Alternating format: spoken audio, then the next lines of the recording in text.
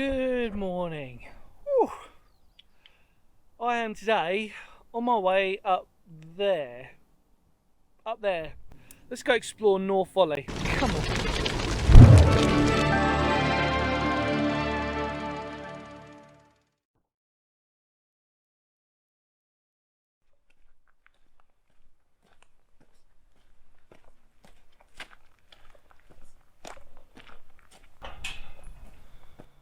Moo cows. Moo moos. They're very loud. Come on.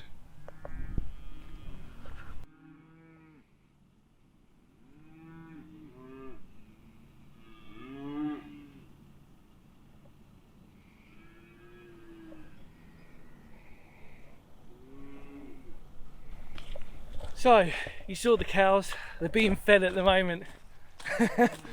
It's so beautiful around here. It's just this really untouched sort of like farming landscape. Obviously it's mostly owned by a national trust around here. And I'm going to tell you more about the history when we get up there, because basically it didn't really warrant a history lesson today because it's not much. It is a folly, and I think obviously if you're familiar with my channel, I do love a good folly, but you also have to know that there aren't really that many follies that have a raft of information about them. But hopefully I'm going to do my best when we get there. It's muddy, it's everything. It smells of manure, it smells of cattle. It's just, oh, it feels like home.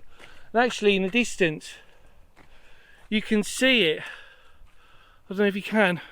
There you go, look, finger of doom. That's our folly.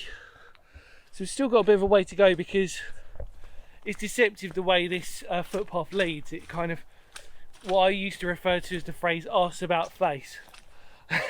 But fortunately, when I was figuring out where to park from here, I think I've actually got a prime little spot to park at, so I was quite pleased. It was semi-close, but I didn't want to park too close and didn't want to park too far away because I still wanted to get a bit of a walk in today. And even though, as you probably know, most of the time, in fact I can see the footpath heading up the hill now, which is great. Even though I do record most of the time in bulk, so I've got a few explores to do, etc. today. If I can always get in a cheeky walk as well to get some extra fitness in, always a bonus, especially at my age. Anyway, enough about being old. Let's go see something that's older than me. Come on.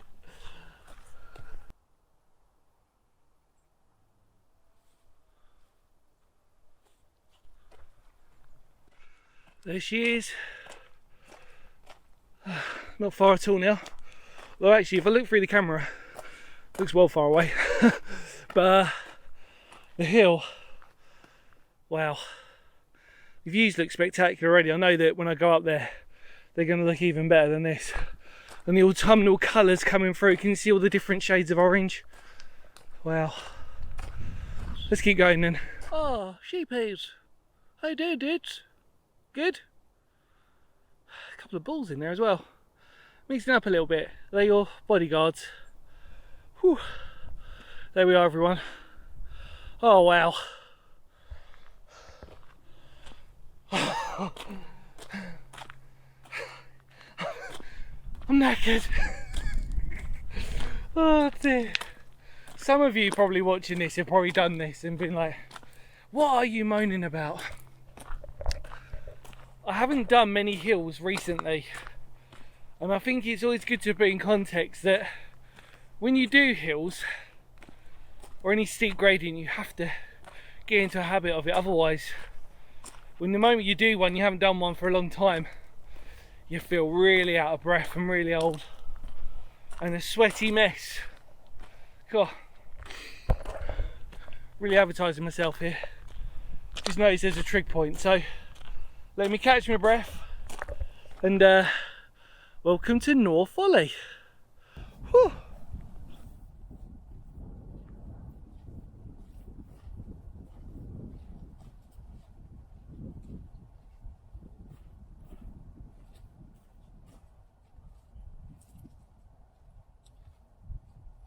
So, welcome to Nore Folly, labelled also as Slindon Folly because we're in the village of Slindon in West Sussex.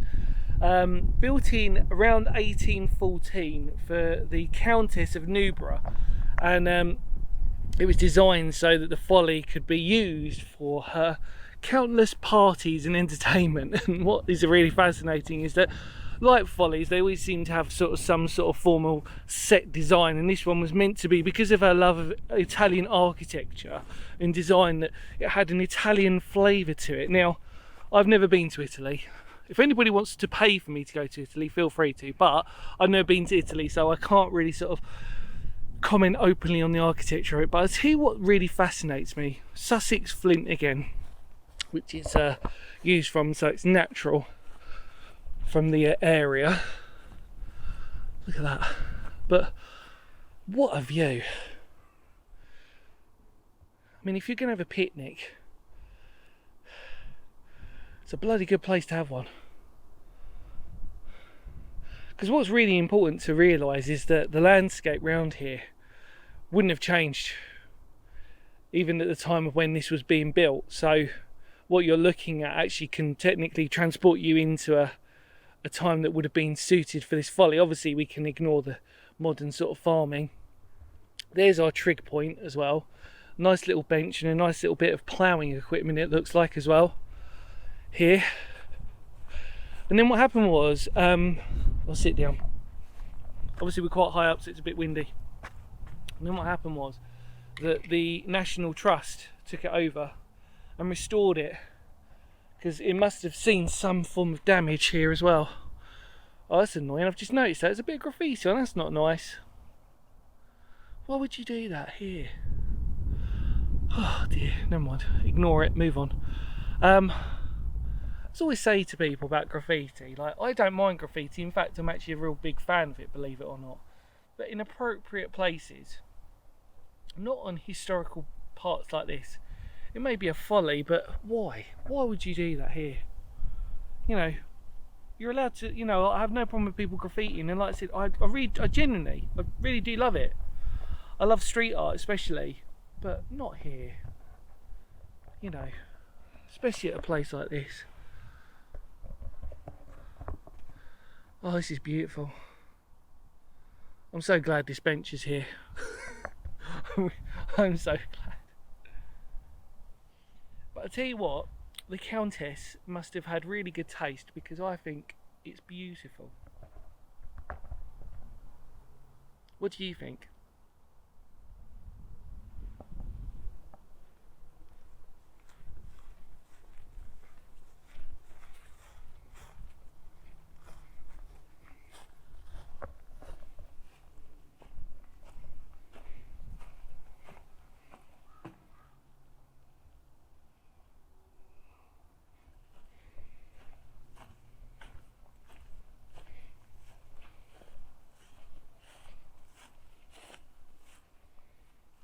Oh no! Didn't see that there. Oh God, why?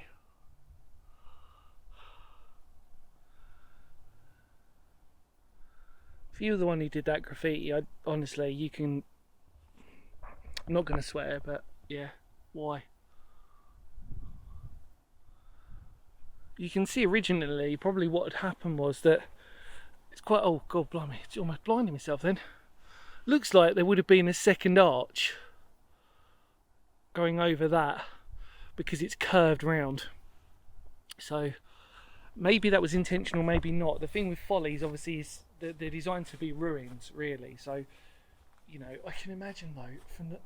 Although it looks pretty clean cut, it's hard to tell, but it's not rugged or anything else like it would have fallen. But who's to say? I mean, there's a lot of oh, sorry, hi. There's a lot of work down here, so you can imagine. Yeah, I'm pretty sure from the look of it that goes right across secondary arch there. And if we look round, the idea that probably would have been a tower with a semi-extension on the end of it. But again, because it's a Folly, the idea is it's meant to look semi-ruinous. Brilliant, absolutely brilliant.